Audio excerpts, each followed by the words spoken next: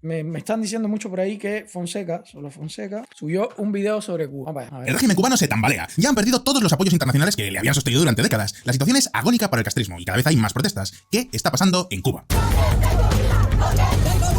Corriente y comida.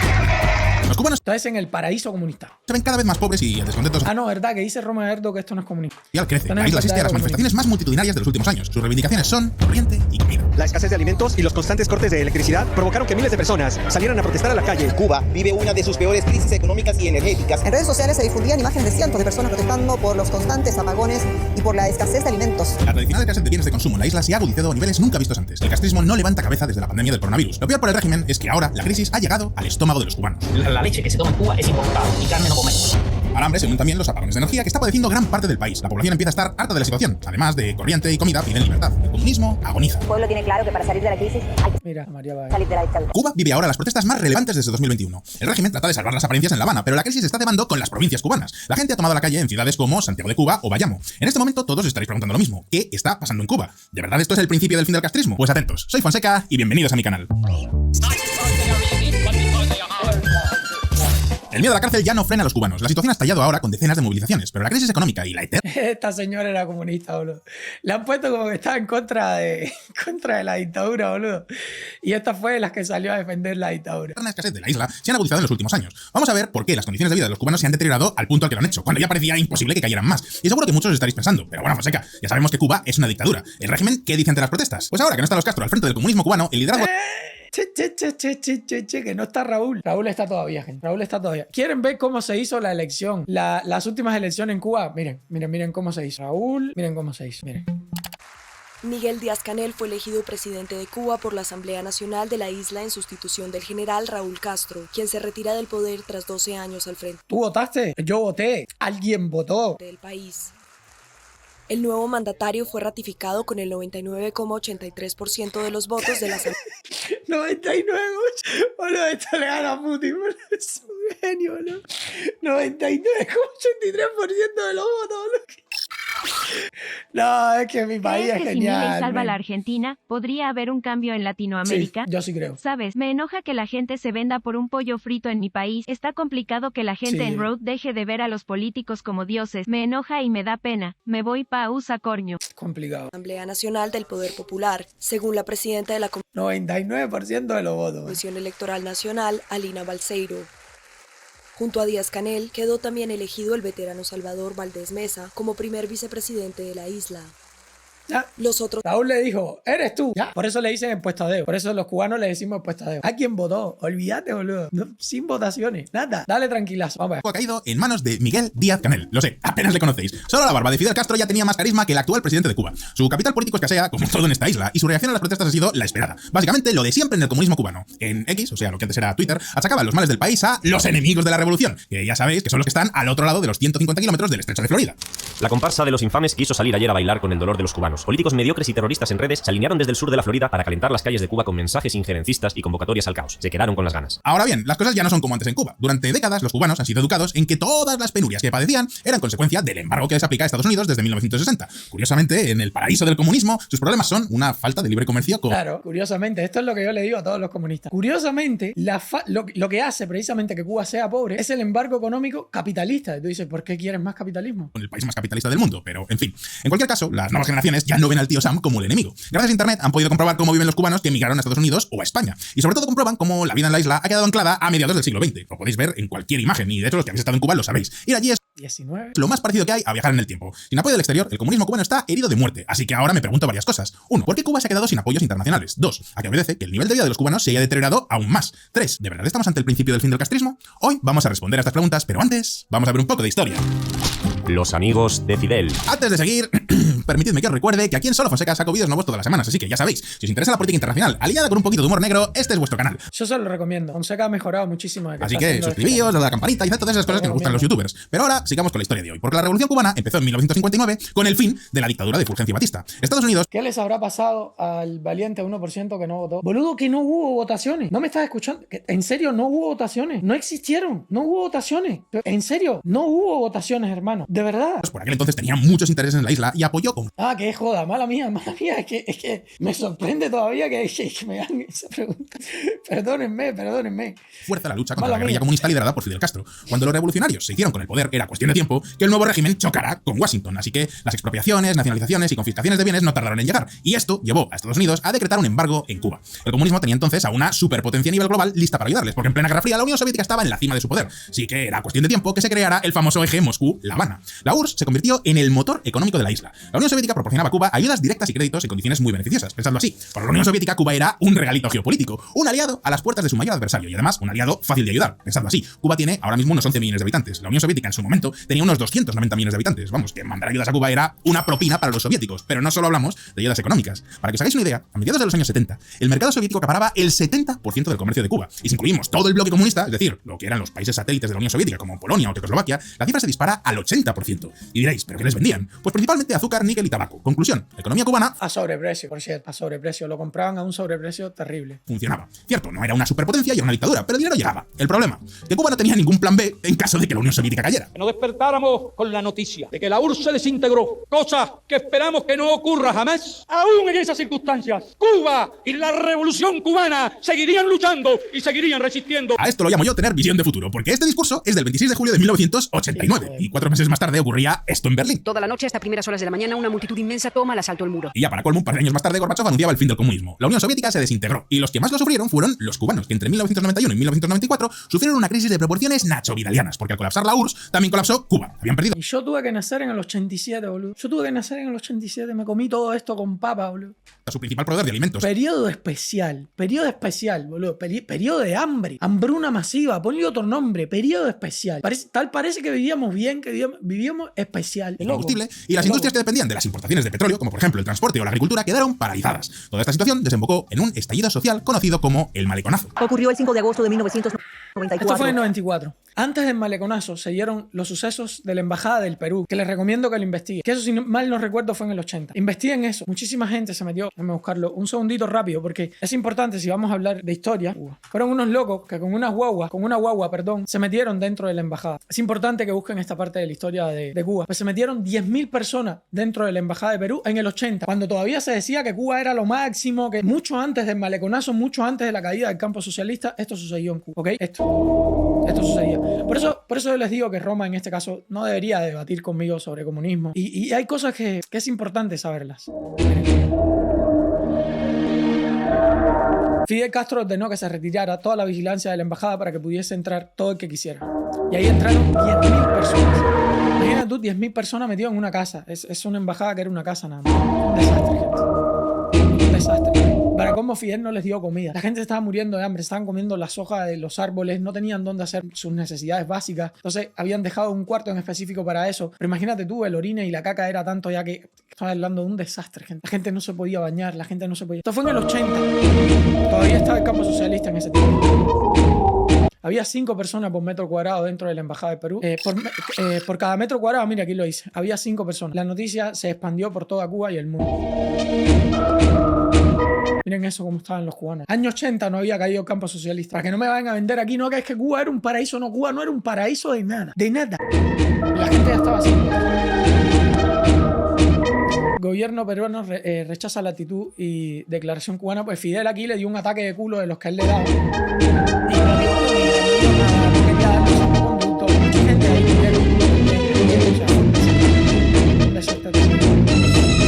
los funcionarios diplomáticos buscaban una solución mientras Fidel Castro manipulaba los hechos e incitaba al pueblo a un enfrentamiento. Fidel Castro lo que hizo fue decirle al pueblo, hacer pueblo contra pueblo, lo que ha hecho siempre, que le hicieran actos de repudio precisamente a la gente que estaban pidiendo salvoconducto en la Embajada del Perú. Fue un desastre. Antes de lo que está hablando, mucho antes del 94 de lo que está hablando Fonseca ahí. Y además de eso, incluir también que después fueron los sucesos en Mariel, en el año 80 también. Se fueron 150.000 cubanos de Cuba. Bueno, voy a seguir con Fonseca, pero esto es para que ustedes vean cuánta historia de Cuba ustedes no saben. Año en el que Cuba registró el punto más bajo en la caída económica que se venía manifestando desde la desaparición del campo socialista en 1989. Pero en fin, ya sabéis cómo son los comunistas con la propaganda, que a todo les saben poner un nombre bonito, así que el régimen bautizó esta época de penuria como el periodo especial, que es como tu amiga especial, pero versión mal. La isla llegó a perder 1/3 de su PIB. Se disparó. ¿Tú te imaginas que a la novia tóxica loca que tú tienes, tú le llames la chica especial? López, gracias por esa suscripción con Prime. O sea, a la chica feminista loca, tú le llames la chica especial. No, tú le llamas la loca a la feminazi. O sea, no le llamas la chica especial. O yo estoy loco. O sea, es que... La inflación y el total de calorías consumidas por habitante se redujo drásticamente. Vamos, que fue especialmente malo. Las protestas en el malecón de La Habana fueron las más importantes que ha vivido Cuba hasta las de estos días. Y como os podéis imaginar, fueron... Esto ya fue un maleconazo. Esto sí fue en el 94. Reprimidas con dureza por la fuerza. Pero, ¿cuál diréis que fue la solución de Cuba para evitar más problemas? Pues simple, dejándole salir del país a todos los que estaban pasando penurias. Fidel Castro abrió las fronteras. Tendremos que darle instrucciones a los guardafronteras de no obstaculizar la salida de embarcaciones que quieran viajar a Estados Unidos y de no obstaculizar la salida de embarcaciones que quieran venir de Estados Unidos a recoger aquí familiares y ciudadanos cubanos. Y así es como se produjo entonces la llamada crisis de los balseros. Más de 35.000 cubanos. Cuando hizo eso, ¿saben lo que hizo? Llenó esas embarcaciones, las llenó de presos, sacó a todos los presos que tenía, los peores, sacó gente de las de los loqueros. O sea, todo eso lo metió en embarcaciones. Todo eso lo hizo Fidel Castro. Era un hijo de... Ustedes no se pueden imaginar lo malo que era ese tipo. No se pueden... Además, sobrecargaba las embarcaciones. Esas embarcaciones llegaban sobrecargadas para que si podían hundirse en el mar, se hundieran. Era un hijo de perra que ustedes no se imaginan lo que era ese tipo de verdad. Se escaparon de la isla en cuestión de unos pocos meses. La legislación estadounidense les ofrecía un camino hacia la residencia legal. Inicio de Scarface, sí, por eso de que querían tener un éxito propagandístico, y además ya había un montón de cubanos viviendo en Miami que habían emigrado huyendo de la dictadura cubana y que estaban presionando al gobierno para aceptar a más cubanos. Fue tal la afluencia de inmigrantes cubanos en estos momentos que el presidente Bill Clinton, por aquel entonces del Partido Demócrata, endureció la política migratoria con el criterio de los pies secos y los pies mojados. De este modo,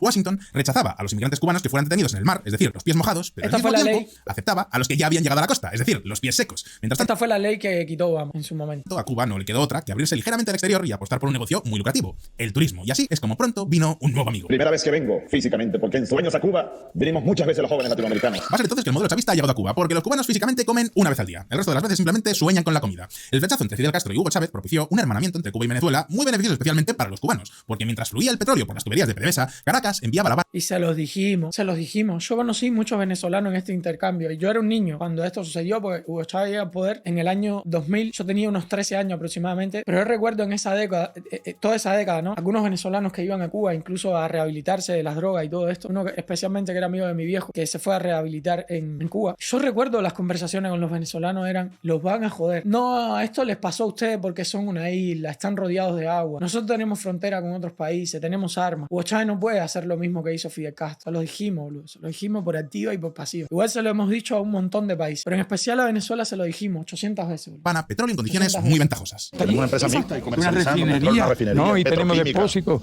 de combustible y estamos buscando y estamos cooperando mutuamente en la cuestión energética. Tenemos Petrocaribe. A cambio, Cuba mandaba a Venezuela personal formado. Hablamos de médicos, enfermeras, entrenadores. Cuba lo que mandó para Venezuela fue una cantidad de espías, boludo. Una cantidad de espías de no todo. De deporte, maestros, muchos servicios, pero dólares, lo que viene siendo dólares, pocos o ninguno. El típico modelo de petróleo gratis que ha terminado llevando a la ruina tanto a Cuba como a Venezuela, porque eso de Petrocaribe, por supuesto, está en suspenso desde el año 2019. Y desde entonces la producción venezolana de petróleo no deja de caer. Así que cada vez pueden enviarle menos zumo de dinosaurio, ya que bastante tienen que cubrir sus Ahora le enviaron un poco. propias necesidades. Y esto ha hecho que el gobierno de Cuba impusiera un racionamiento, una medida que tampoco ha sido muy efectiva a la vista de los apagones que durante unas cuantas horas se producen en algunas zonas de la isla. Nada dura para siempre. Eso debería ser el lema del castrismo. Ni Petrocaribe, ni la Unión Soviética, ni tampoco los líderes carismáticos. Falleció el comandante en jefe de la Revolución Cubana, Fidel Castro Ruz. El castrismo está demostrando ser 25 de noviembre. como Darth Vader, que al principio daba mucho miedo y su poder parecía totalmente absoluto como su maldad, pero que en cuanto le quitas la máscara ves su fragilidad. En realidad, por dentro está hecho unos auténticos zorros y al final te das cuenta de que la máscara es lo que le mantiene con vida. La máscara del castrismo ha sido el apoyo internacional que le han brindado otros países durante décadas. Esta ha sido su respiración asistida, como la máscara de Darth Vader.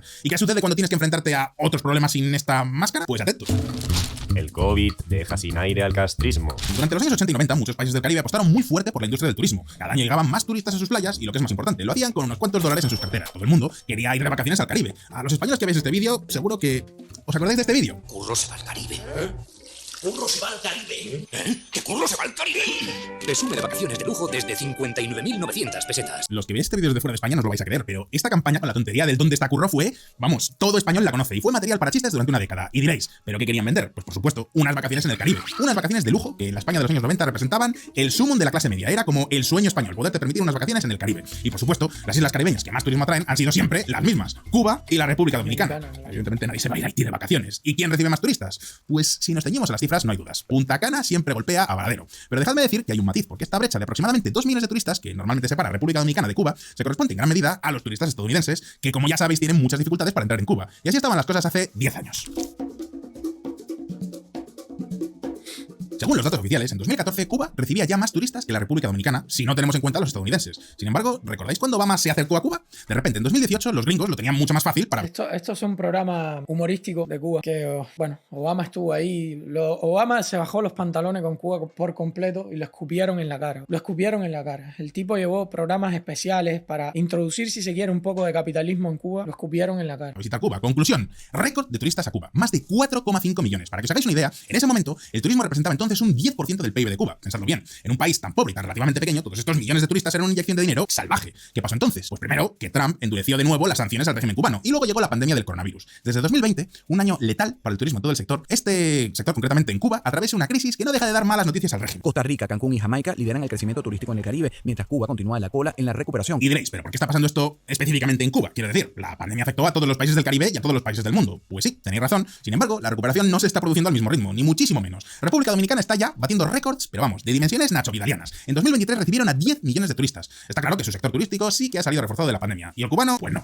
La caída drástica del turismo ha supuesto para el régimen comunista un dolor de cabeza muy importante. Cuba pasó de recibir a más de 4 millones de extranjeros a una media anual de 1 millón en el ciclo 2020-2022. Los ingresos turísticos cayeron de alrededor de 3.000 millones de dólares anuales a apenas 1.150 millones. Conclusión: no están entrando todas. Y lo que le falta, porque les vamos a ir haciendo malísima propaganda por dictadores asquerosos de mierda. Y lo que le falta. Las divisas que el Estado cubano necesita. Y esperad un momento, porque en 2023 el régimen esperaba la llegada de 3,5 millones de turistas y los datos oficiales indican que fueron un tercio menos, apenas 2,4 millones. Es decir, que para nada se está cumpliendo ni siquiera las previsiones más pesimistas del gobierno. Desde Florida, el analista cubano Andrés Albuquerque tiene muy claro lo que está pasando. ¿Cómo es posible que tú puedas pensar en un turismo cuando en Cancún, en Dominicana, lo que sobra es la comida? Es decir, no se puede hacer turismo en un cementerio. Y posiblemente hay más explicaciones: la escasez de combustible, los apagones, los hoteles anticuadísimos, desde luego no parecen el mejor reclamo para un turista que continúa buscando unas vacaciones de lujo en el Caribe. Además, durante estas décadas se han sumado a la oferta turística global otros destinos que han hecho que Cuba enfrente ahora una competencia atroz. Competencia tanto para lo bueno como para lo malo. Es harto conocido que Cuba es uno de los destinos predilectos de extranjeros que practican el turismo sexual. Otro factor que explica la alarmante falta de divisas en Cuba son las sanciones que impuso la administración de Donald Trump justo antes de las elecciones de 2020. La más polémica fue la prohibición de enviar remesas desde Estados Unidos a Cuba en medio de la pandemia, una medida que acabó con la vía oficial para los cubanos en el exilio de enviar dinero a sus familiares. O sea, sí, la vía oficial. Ustedes recuerden que yo le mandaba dinero de aquí a mis padres mientras estaba Trump. O sea, no, todo lo contrario. Esto ayudó muchísimo al pueblo porque les explico. Como se tenía que mandar mediante personas físicas, la gente lo que hacía era, por ejemplo, digamos que yo quiero poner ese negocio en Cuba. Yo enviaba $20,000 hacia Cuba,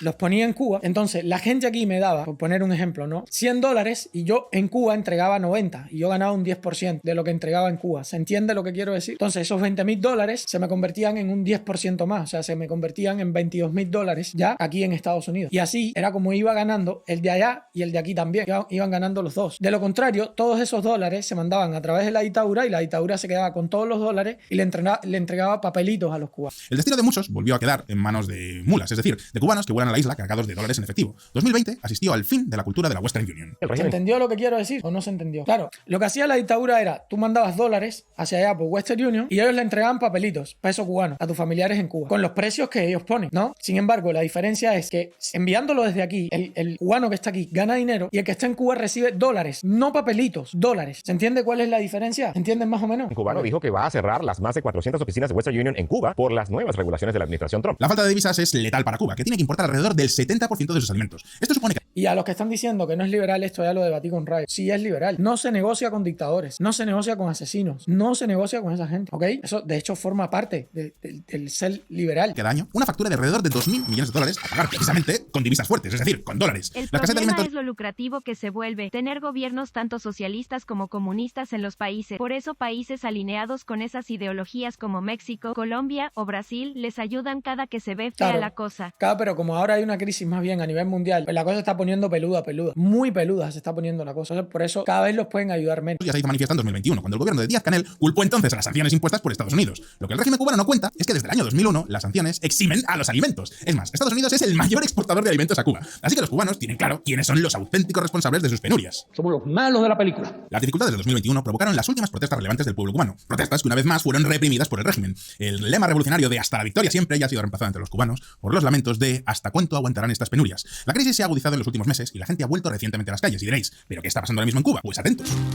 El colapso cubano. La economía de Cuba se encuentra en su peor estado desde la caída de la Unión Soviética allá por los años 90. La inflación anual es del 30% y se cree que el déficit fiscal este año sea de al menos el 18% del PIB. En cuanto a la economía, en 2023 cayó alrededor del 2%, cuando a mediados de año el régimen aún aspiraba a que el PIB creciera a un 1,5%. Y ojo, porque lo que se está dando ahora son las cifras oficiales y por tanto maquilladas por el régimen. Imaginaos cómo pueden ser las cifras reales. Todo esto en un contexto internacional que tampoco ayuda mucho, porque a los malos datos del turismo hay que añadir la subida del precio internacional de los alimentos desde el estallido de la guerra de Ucrania. Todo esto no es excusa para explicar lo que está aconteciendo en Cuba. Ahora bien, esto es lo más parecido a una autocrítica que vais a escuchar de todo el régimen cubano. Así se expresaba el pasado diciembre el primer ministro cubano, Manuel Marrero, ante la Asamblea Nacional. Nosotros queremos gordo descarado, carepapa, compartir con usted tipo la más alta insatisfacción de no haber avanzado lo necesario en disminuir el impacto de estos fenómenos externos, que si de verdad inciden como precisamente se pudieron haber hecho mucho más cosas. Se pudieron haber hecho muchas más cosas. Hombre, pues yo creo que después de 65 años de castrismo, casi mejor que no hagáis más. Lo único que esperan los cubanos es que renunciéis al poder, porque es verdad que podéis haber hecho muchas más cosas, sí, pero es que las pocas que habéis hecho han sido un desastre, porque el gobierno presentó hace meses un paquete económico que popularmente es conocido entre los cubanos como el paquetazo.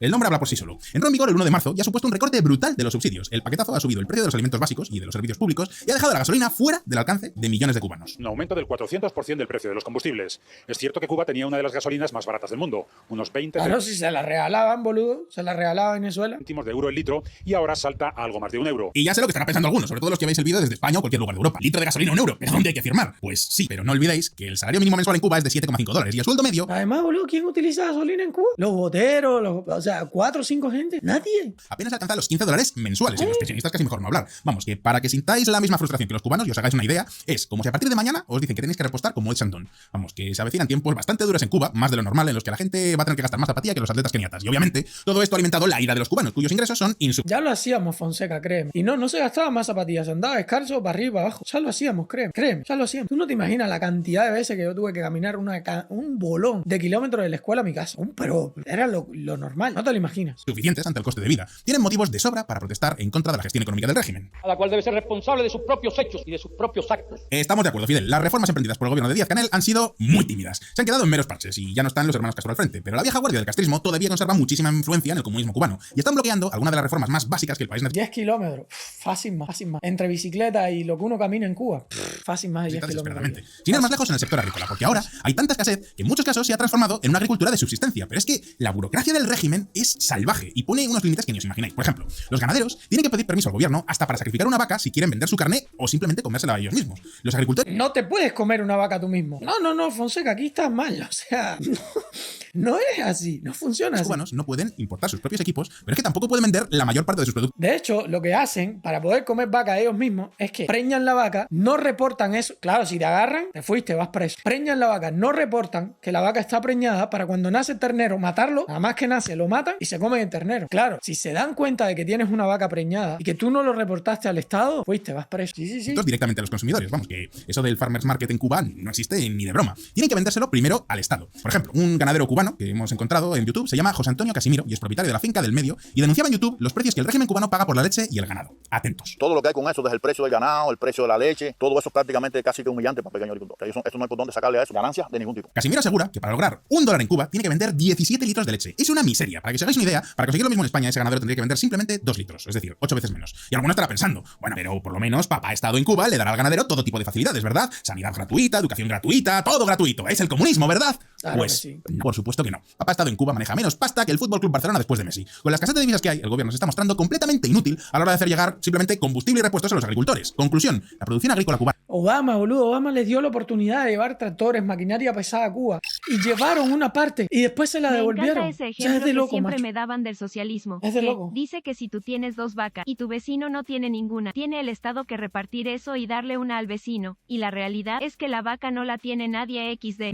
No, ellos te quitan las 2 vacas, se la comen y tú te mueres de hambre. Ha caído un 35% desde 2019 y esto según las cifras oficiales. Imaginad cómo serán las cifras reales. Y también tenemos que hablar de la constante depreciación del peso cubano. Para entender el sistema monetario en Cuba se necesita... Ahora mismo está más de 300 pesos. Está un máster, no sé si en la Universidad de Buenos Aires o en la de Caracas, porque argentinos y venezolanos saben muy bien de lo que estoy hablando. En Cuba existen tasas fijas oficiales de cambio de 24 pesos cubanos por dólar estadounidense para las empresas estatales y de 120 por dólares para los particulares. Pero esto es sobre el papel, porque la escasez de divisas también está provocando que el valor del dólar se haya disparado en el mercado negro. ¿Cuánto? Pues a unos niveles nachovidarianos. Este es todo un síntoma del deterioro de la economía cubana. La caída de la moneda nacional ante un dólar estadounidense que este 13 de marzo se cotizaba a 320 pesos cubanos. El mercado negro es también el recurso al que acuden los cubanos cuando las tiendas de comestibles están vacías, como por supuesto suele ocurrir. Pero los precios ahí también han llegado a niveles prohibitivamente altos. Vamos, que todo indica que el gobierno de Cuba está absolutamente desbordado por la situación y que no va a ser capaz de detener este declive. Las protestas ya han llegado a la calle y muchos estaréis pensando que qué puede hacer la dictadura cubana para detenerlas, ¿verdad? Y difícil será fusilar 7 millones de cubanos. Mejor no demos ideas. Total, ya les están matando de hambre. Mientras tanto, el régimen comunista se limita a realizar pequeños ajustes, pero el país está al borde del colapso. Ya me diréis que economía puede prosperar con apagones energéticos y los cubanos temen que la situación empeorará en verano. Díaz-Canel dijo la orden de combate está... ¿Qué? Pues porque es cuando el calor aumenta la demanda eléctrica. La oposición cubana tiene claro que las protestas continuarán. Jorge Pérez García Antúnez es portavoz de la Asamblea de Resistencia Cubana. Atentos. No está haciendo otra cosa que el despertar cívico y patriótico de un pueblo que se ha cansado de vivir bajo la esclavitud, bajo la presión y bajo la falta de libertades. Los cubanos tienen asumido que el gobierno de Díaz-Canel no va a hacer absolutamente nada por aliviar su situación y parece que cualquier intento de abrir ligeramente la economía al libre mercado encontrará toda la resistencia del mundo por parte de los altos mandos del régimen, que por supuesto están educados fervientemente en los ideales de Fidel Castro. Pero la situación es completamente insostenible. En definitiva, que se está generando el caldo de cultivo propicio para que se produzcan los cambios que tanto ansían los cubanos. ¿Y queréis saber por qué? Pues ahora mismo lo vamos a ver. La auténtica revolución cubana. Desde que murió Fidel Castro es muy curioso ver cómo los medios de comunicación occidentales prácticamente se han olvidado de Cuba. En Estados Unidos es muy posible que no sea algo tan acusado, puesto que allí viven ya 3 millones de cubanos, pero en España os aseguro que sin el carisma de Fidel, Cuba ha caído en la más absoluta indiferencia. La revolución cubana fue siempre una especie de símbolo para los simpatizantes de izquierda. Bueno, todavía lo vemos, ¿eh? Todavía hemos visto videos aquí donde sigue siendo un símbolo para algunos simpatizantes de izquierda españoles. Supongo que a estas alturas la miseria de la isla es tan evidente que ya no queda nadie que se atreva a presumir abiertamente que le gusta el régimen cubano. A pesar de todo ello, el actual gobierno español, tan crítico con todo lo que tenga que ver con la dictadura de Franco, evita referirse al régimen cubano como una dictadura. Palacio de la Moncloa, dígame. ¡Hombre! ¿Qué pasa, nuestros brothers cubanos? Claro que sí, camaradas. ¿Qué necesitáis para reprimir esas protestas en Cuba? ¿Que os volvamos a mandar a Ángel Carromero? Y lo cierto es que lo más probable es que la descomposición del castrismo empezará desde hace tiempo. En principio, los servicios de seguridad cubanos llegaron a tener hace décadas la misma fama que la mismísima Stasi, de la Alemania comunista. Sin embargo, ahora parece que su eficacia se ha ido diluyendo a tenor de lo que nos contó Iván Pilip en la entrevista que le hice para este canal. Este exministro de República Checa fue detenido en Cuba en el año 2001 y nos relató su experiencia con todo detalle. Y vamos, es que ni Cantinflas hubiera imaginado una escena así. Tenían una orden de llevarnos a La Habana, pero no tenían coche. O sea, nos preguntaron, ¿podemos utilizar coche? Y nosotros estábamos manejando y atrás dos policías en uniforme. Esta anécdota es bastante más significativa de lo que parece. Pensad que las protestas actuales son muy diferentes a las del mariconazo. Y ahora la gente tiene internet en sus teléfonos móviles. Internet, ya sabéis que es una ventana al mundo. Y a ver cómo se puede vivir en otros países y sobre todo cosas diferentes a la propaganda del régimen. La frustración de vivir anclado en el pasado es el combustible perfecto para el descontento. Y la situación actual de auténtico colapso económico es la chispa. Y ya sabéis, porque esto no es exclusivo de Cuba, que internet es perfecto para organizar protestas multitudinarias. Mucho más efectivo que el boca a boca del mariconazo. Y desde luego... Y en eso estamos trabajando, Fonseca. En eso estamos trabajando. ¿Quién me lo tiene claro? Mirad cuál es su táctica para frenar las protestas, según Carlos Jiménez, que es un congresista republicano de los Estados Unidos. Porque la primera cosa que hace el gobierno cubano cuando tiene un tipo de situación, cuando tiene demostraciones de miles y miles de personas en la calle, es parar el internet. Ahí es donde cobran importancia las penurias del comunismo cubano, porque no se puede ser una dictadura si no tienes un aparato represor como Dios manda a la altura de las circunstancias. Pensad que en una dictadura el gobierno está en contra de sus ciudadanos y les tiene que controlar todo lo que hacen, lo que piensan, lo que dicen. Y oye, pues China es como la Messi de las dictaduras. Tienen sistemas de reconocimiento facial, campos de reeducación, vamos, que son unos profesionales de la represión. Pero para eso se necesita tecnología, recursos y dinero. Y ya hemos visto que el problema en Cuba no es que sus coches sean de los años 50, es que ahora ya no tienen ni para gasolina. No parece que con tantas carencias vayan a poder mantener a las calles bajo control. El tema es que para repartir palos sí tienen gasolina, Fonseca. Porque esas carencias también afectan al gobierno. Y la oposición lo tiene claro. Según Rosa María Payá, fundadora de Cuba Decide, pasa lo siguiente. El pueblo tiene claro que para salir de la crisis hay que salir de la dictadura. La crisis que vive Cuba desde la pandemia demuestra que el castrismo se ha quedado... Al papá de esta chica lo mataron. Osvaldo Payá se llamaba el padre de esta chica. La dictadura cubana lo mató. Y ella vino para acá, para Estados Unidos, y lleva años y años y años luchando contra la dictadura de esta chica. Sin casi ningún tipo de capacidad de reacción. El gobierno de Díaz-Canel legalizó ya en 2021 las pymes, las empresas pequeñas privadas. Esta era una medida muy interesante que permitía ciertas actividades que se pudieran descentralizar tras 60 años de dependencia estatal. Pero es una medida bastante insuficiente si no se acompaña de otras medidas. Y claro, en ese momento es cuando al régimen le entran las dudas de seguir adelante en su apertura económica. ¿Por qué? Pues porque en Cuba conoce la historia de la perestroika y saben que están ahora mismo en la misma situación en la que estaba Polonia, Checoslovaquia y el resto de Europa del Este en los años 80. El castrismo teme que dar un movimiento en falso y abrirse más de la cuenta, como pasó entonces, se lleva por delante todo el régimen. De hecho, Cuba está en mucha mejor posición para avanzar hacia la democracia. ¿Por qué? Pues porque en el exilio de Florida hay un montón de partidos políticos perfectamente organizados. Tenemos al Partido Demócrata Cristiano, la Unión Liberal Cubana, la Coordinadora Socialdemócrata, y en la propia Cuba también hay presos políticos como por ejemplo José Daniel Ferrer, líder de la Unión Patriótica, y desde el 28 de diciembre no se sabe nada de esto. Solo hace falta, pues eso, un poquito de voluntad para la apertura política para que toda esta gente empiece a ganar mucho más poder. Mientras tanto, Díaz-Canel mantiene el discurso del castrismo de siempre, es decir, la culpa es de los Estados Unidos. La revolución es muy sólida, el pueblo cubano tiene mucha conciencia de lo que significa significa perder la revolución. El gobierno de los Estados Unidos, en su afán hegemónico, está tratando constantemente de aplicar una plataforma de restauración neocolonial y neoliberal en Cuba, y eso no lo va a hacer. Sin embargo, el castrismo se ha mantenido vivo 65 años gracias... Dios mío, Díaz-Canel. Dios mío, Díaz-Canel. Mamita, cuando se caiga aquello, voy a ver dónde se va a meter el narizón. Con la Unión Soviética y después con Venezuela. Y con la acción voluntaria de los cubanos exiliados que han mandado dinero a sus familiares y amigos. Hablamos de alrededor de 3.000 millones de dólares cada año que llegaban en remesas o por vía de dinero en efectivo. Y ahora el régimen está agonizando después de perder todos esos apoyos internacionales. Y diréis, ¿todos?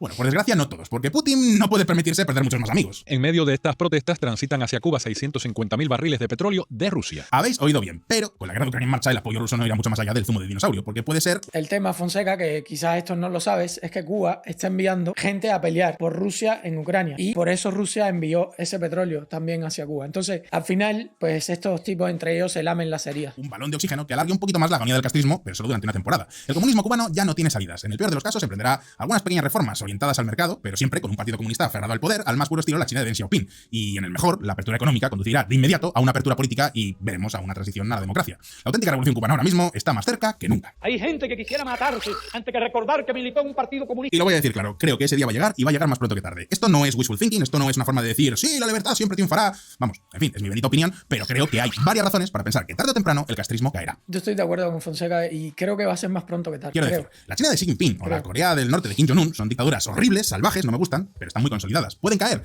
Sí, pero es muy difícil imaginarlo. Sin embargo, hay un paralelismo muy importante entre la Cuba actual y el comunismo en Europa del Este. Primero, están en una crisis económica terminal y han perdido ya todos los apoyos internacionales. Segundo, el régimen ya no tiene recursos para reprimir a la población. Pensad que, lo que os decía antes, para imponer una dictadura necesitas policía, inteligencia, un líder carismático, alguien capaz de organizar a todas las fuerzas del Estado y que estén motivadas. En Cuba ya no tienen nada de eso. Díaz-Canel no es Castro, ni Fidel, ni Raúl, y tampoco tiene la tecnología de China para rastrear a los ciudadanos. Vamos, que es relativamente... Pero Raúl todavía está vivo, Fonseca. Fácil organizarse por internet. Y no es solamente Raúl, o sea, por detrás queda todavía, ¿no?, una organización importante de gestorios que están al mando todavía. El socialismo se acaba cuando y se acaba el dinero de los demás. Sin duda. Esta policía tampoco estará tan motivada como lo estaba en los tiempos de Fidel, porque lo más importante es que, y esta es la tercera razón, Cuba sí tiene una oposición organizada. Ya sabéis lo que os digo siempre, el poder no admite vacío. El peor dictador del mundo puede aguantar en el poder y en el gobierno todo lo que haga falta si no tiene oposición, pero es que Cuba tiene Miami al lado. Es decir, que hay partidos políticos, líderes y sobre todo muchísimo dinero esperando. Desde luego, si yo fuera Díaz-Canel, ya estaría buscando un retiro dorado donde esconderme, porque lo más probable es que lo necesite. ¿Cuándo pasará? No lo sé. ¿Puedo asegurar que pase? Evidentemente no tengo una bola de cristal, pero este es mi análisis. Y llegados a este punto, vamos ya con vuestra sección favorita del canal. Estoy de acuerdo con Fonseca, yo creo que más pronto que tarde va a caer y creo que lo voy a ver. Gente, nos vemos. Voy echando. Chao, que hoy es sabadito, sábado.